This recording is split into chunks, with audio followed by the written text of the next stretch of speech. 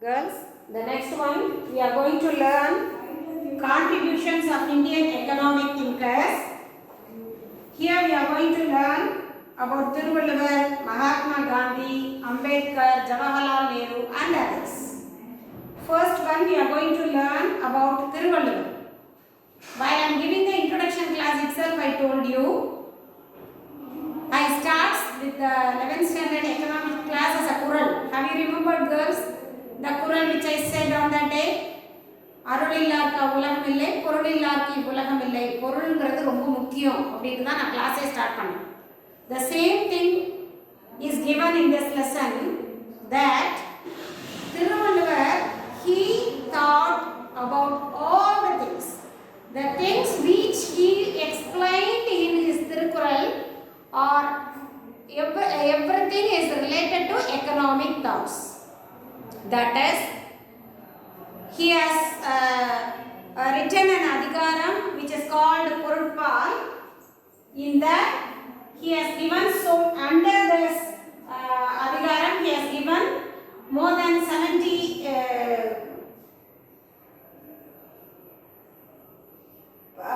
Kurals, 70 topics. 3 parts already you know.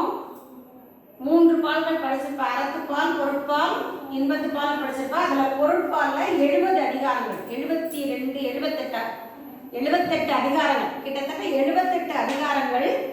He talks about the economic, the பொருட்பால். அதில் ஃபுல்லாக he gave all his ideas on economics. 78 அதிகாரங்கள். These things included, though that அதிகாரம் included நாடு, செல்வம், உழவு எல்லாமே, பகை, நட்பு பாராட்டுதல், ஆராய்ந்தறிதல், வினை திட்பம், so many under the heading, so many Kurals he has written.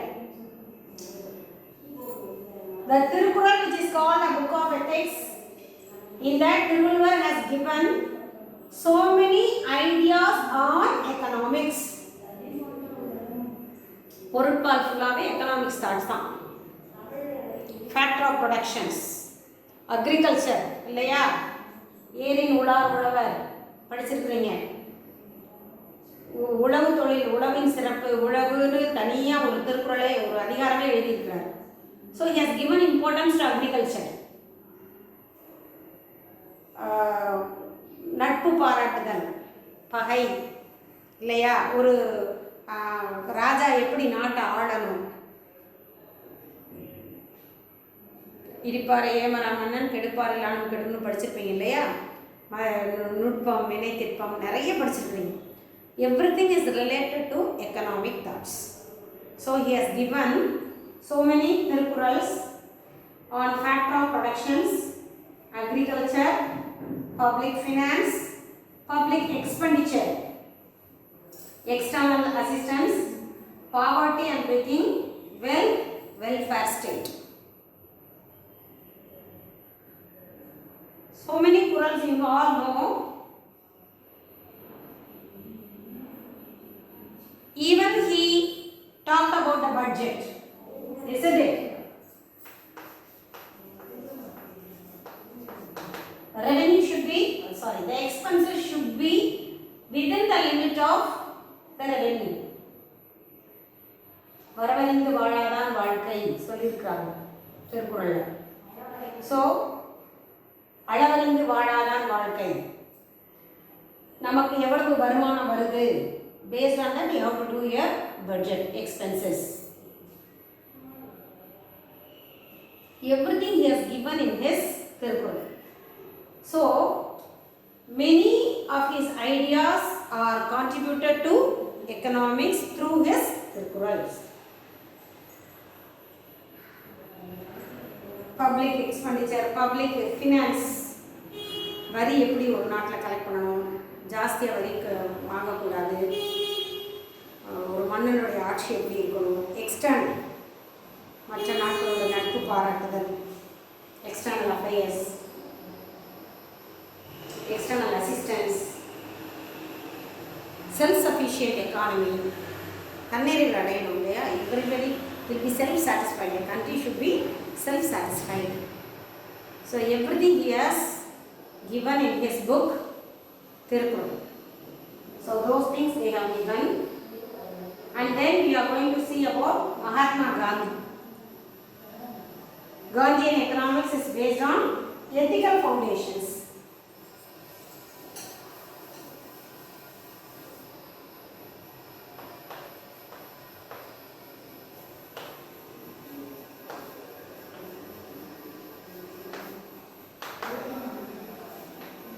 Gandhian thoughts. So we are going to study about Mahatma Gandhi.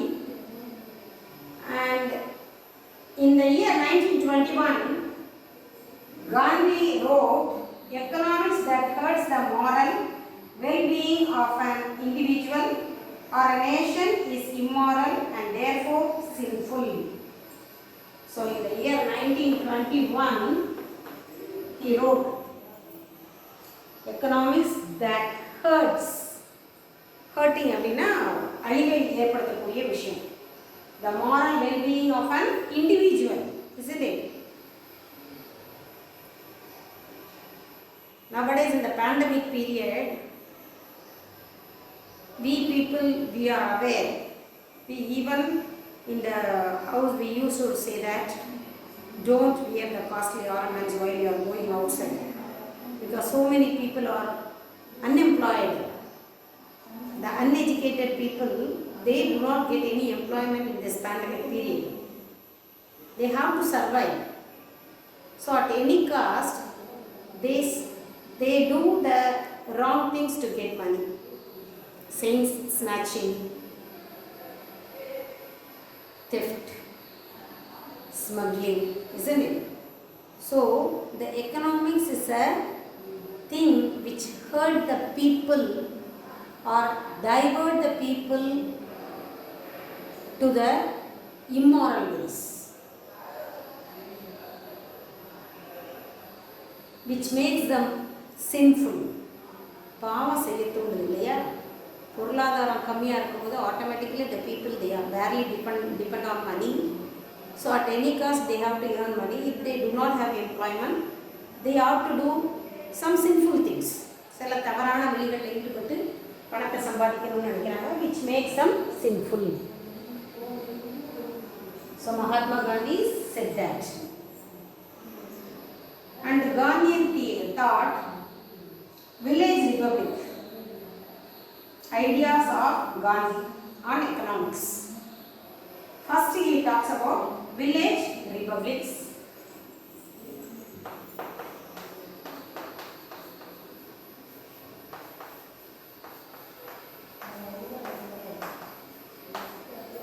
Village republics. What do you mean by that?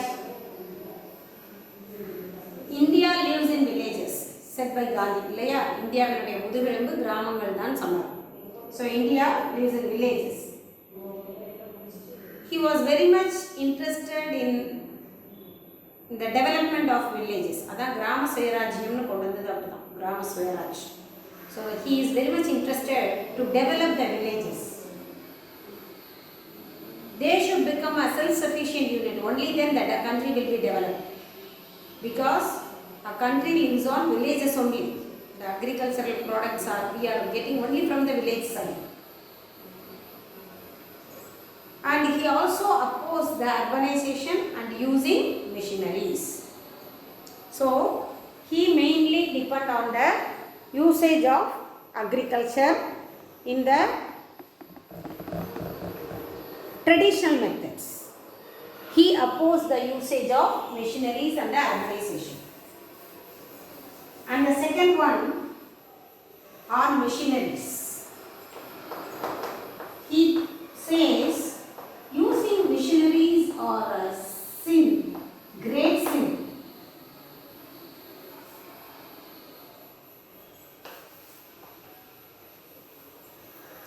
He said using machineries are great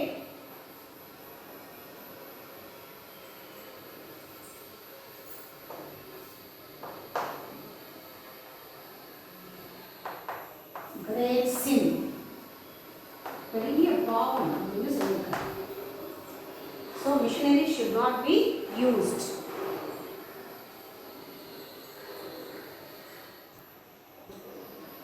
And he also told that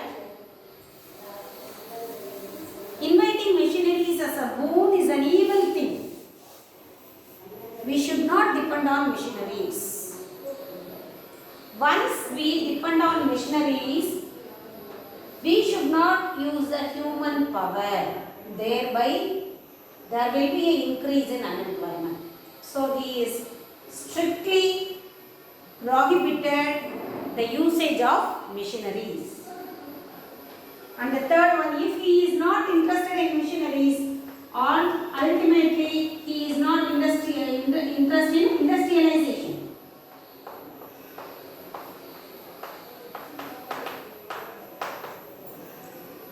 Isn't it? It is a curse on mankind. He considered the industrialization is a curse. Sabam அப்படினு சொன்னார். Industrialism has depended entirely on the country's capacity to exploit. Exploit na சுரண்டது. country உடைய நாட்டினுடைய entire resources அது என்ன செஞ்சிரும் சுரண்டிரும். So industries-ங்கிறது இருக்க கூடாது. The very big industries, heavy industries. And decentralization. He advocates decentralization. What do you mean by that? The power should not be on the hands of only one people. It should be divided. Decentralized na adadala. The power should be distributed from the higher to the lower level. It should not be concentrated on one's hand. So he advocated the decentralized economy so that we can increase the scale of production in the even from the people home. So that only he encourage the small cottage industries, kudisai tholil, kadar grama tholil, hand weaving, kaitari, everything is encouraged by Gandhi because each and every person should be employed. He thought that each and everyone should be employed. And he advocated the village Sarvodaya.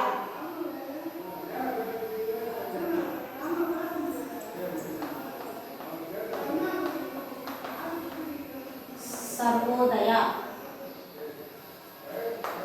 He advocated village Sarvodaya. What do you mean by that? Real India was to be found in villages and not in town and cities. So he told that India lives only on villages, not in the urban areas. So already we studied, he told that the village should be self-sufficient, that is Sarvodaya. And bread labor, the next one is bread labor. What do you mean by each and everyone should be dignified? The labor should have they should have their own respect. They should get their own respect. He realized the dignity of human labor. So he told that each and every man has to get his food, which is given by God to him. அவருடைய வேர்வையை சிந்தி உழைக்கிற ஒவ்வொரு மனிதனுக்கு என்ன கிடைக்கணும், உணவு கிடைக்கணும் அப்படின்னு நினைச்சார். And here while he is talking about the bread labor, he talks about the man laborers who are doing the work physically. நம்ம intellectual laborers are also there. IT people எல்லாரும் intellectualனு சொல்லுவோம். laborsல நீ படிக்கும்போது படிச்ச physical and intellectual laborsனு படிச்சோம். Here Gandhi talks about the laborers, one who are doing their work manually, physically, human labor பத்தி பேசியிருக்கார். The next one, the doctrine of trusteeship. That means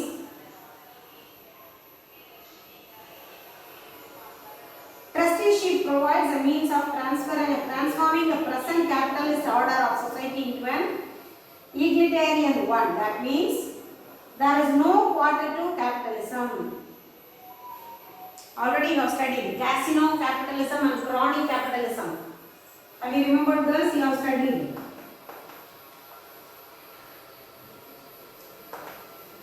casino and crony capitalism apart will be given as a capitalist society, that is casino. So there should be no trusteeship. The same thing, the power should not be handed over in the hands of a person. Decentralized in the time. Here they have given in another format, trusteeship. And then he talks about the food problem. He talks about the scarcity of food. He told that there is no scarcity of the food in the country. The scarcity of the food is only artificial. That is created food scarcity.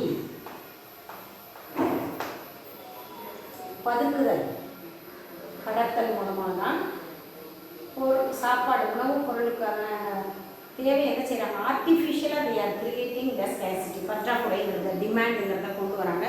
But actually India is a self-sufficient country. It is producing the production based on their population. Gandhi believed that. So if there is a scarcity in the food, it does not naturally comes, it is artificially it was made. He concluded it was made artificially. And India once begged for food to other countries, but actually India is the largest producer of the food productions, vegetables, fruits, milks, egg and meat. While I am talking this, I come across the lines of Dr. MGR. என்ன வளம் இல்லை இந்த திருநாட்டில், ஏன் கையை ஏந்த வேண்டும் வெளிநாட்டில். Because India has all its resources to produce the food production for the population of India, even though we are begging the other countries. So he told that it is not natural, it is created artificially. And then he talks about the population and he opposed the methods of the controlling population. Bed control. He opposed the bed control measures, schemes, because he tested the human power. So he opposed the population control contraceptive. So though he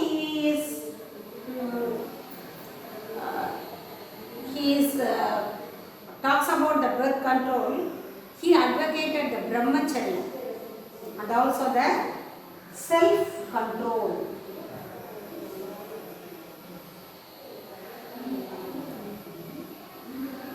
Though a person got married, he should live a life of brahmacharya or self-control. No law should impose on them to control the birth of the children. People, they themselves should have the awareness of controlling the birth by following the brahmacharya and self-control. So he thought that is the only remedy to control the population.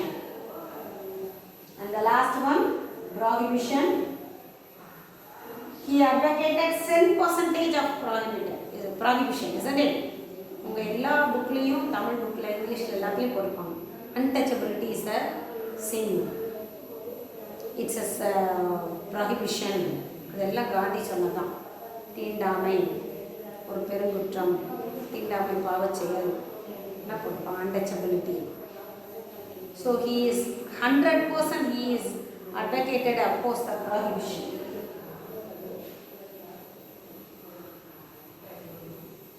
He regarded the use of liquor and as a disease rather than a vice. அது ஒரு நோய்னு தான் சொல்றாரு. It is not the right way. ஒழுக்கத்தில் வரல. ஒழுக்கம்னு சொல்லும்போது he brings that thing.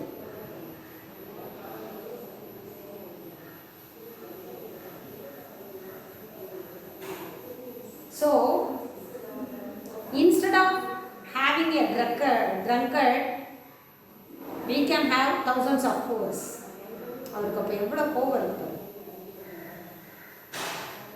ஒரு குடிகாரன் இருக்கிறத விட 1000 ஏழைகளை நம்ம வச்சுக்கலாம் அப்படின்னு சொல்லலாம். He is strictly opposed the drunkards.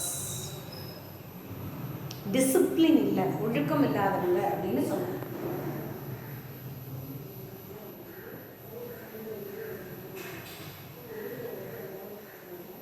Gandhi strictly prohibited the usage of liquor. The irony is, the revenue of the main states are on the basis of liquor sales. Do you know, girls? Even in Tamil Nadu, during the Diwali festival, maximum revenue from sale of liquor is given by Madurai district. 360 crore.